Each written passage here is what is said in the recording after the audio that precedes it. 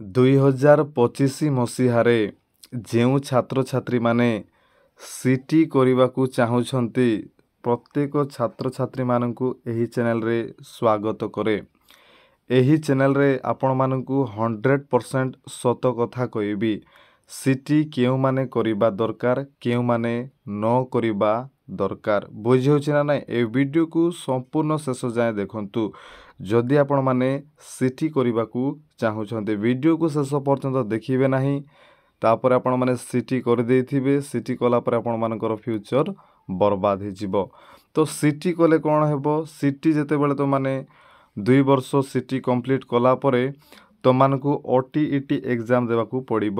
OTET ଏଣ୍ଟ୍ରାନ୍ସରେ qualify କଲା ପରେ ତୁମମାନଙ୍କୁ ପ୍ରାଇମେରୀ ଟିଚର ଭାବରେ ପ୍ରାଇମେରୀ ଟିଚର ତୁମମାନେ ହେଇପାରିବ। ସିଟି କ୍ୱାଲିଫାଇ କଲ, OTET ଏଣ୍ଟ୍ରାନ୍ସ କ୍ୱାଲିଫାଇ କଲ, ତାପରେ ତୁମମାନେ ପ୍ରାଇମେରୀ ଟିଚର ହେଇପାରିବ। ତ ଆଜିର ଭିଡ଼ିଓରେ ମୁଁ ତୁମମାନଙ୍କୁ କହିବି କେଉଁ ପିଲାମାନେ ସିଟି ନ କରିବା ଦରକାର। +2ରେ ସମସ୍ତେ ଭଲ ମାର୍କ ଆଣିଛ ନେଇକିରି, +2ରେ ସମସ୍ତେ ପାସ୍ ହେଇଛ, କିନ୍ତୁ କେଉଁ ପିଲାମାନେ ସିଟି ନ କରିବା ଆବଶ୍ୟକ।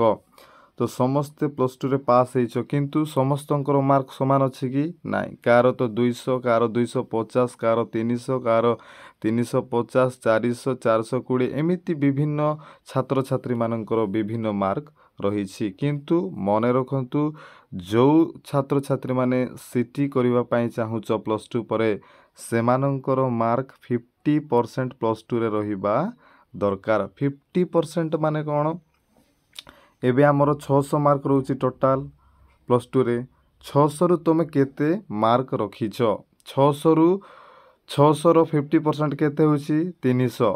300 ମାର୍କ ତୁମମାନଙ୍କର ଅଛି କି?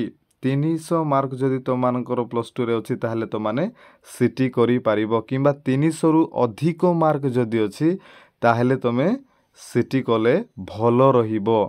ଆଉ ଯେଉଁ ପିଲାମାନଙ୍କର ମାର୍କ 300ରୁ କମ୍ ଅଛି, ମନେ ରଖ 300 ମାର୍କରୁ ଯେଉଁ ପିଲାମାନଙ୍କର କମ୍ ଅଛି, ମାର୍କ କମ୍ ଅଛି, ସେମାନେ କେବେ ମଧ୍ୟ ସିଟି କର ନାହିଁ। ତୁମମାନଙ୍କର ଫ୍ୟୁଚର ବର୍ବାଦ ହେଇଯିବ।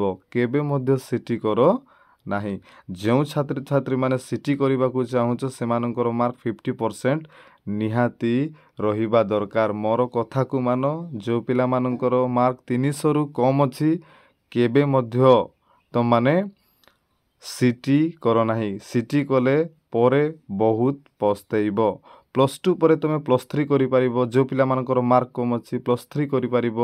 ବିଭିନ୍ନ କୋର୍ସ ଅଛି, ଯେଉଁ କୋର୍ସ କଲେ କି ଶୀଘ୍ର ଚାକିରି ମିଳିବ, ଏମିତି ବିଭିନ୍ନ କୋର୍ସ ଅଛି, ତୁମେ ସେଇ କୋର୍ସ ତୁମେ କରିପାରିବ। କିନ୍ତୁ ସିଟି ତୁମେ କର ନାହିଁ ଯେଉଁ ପିଲାମାନଙ୍କର ମାର୍କ 50%ରୁ କମ୍ ଅଛି।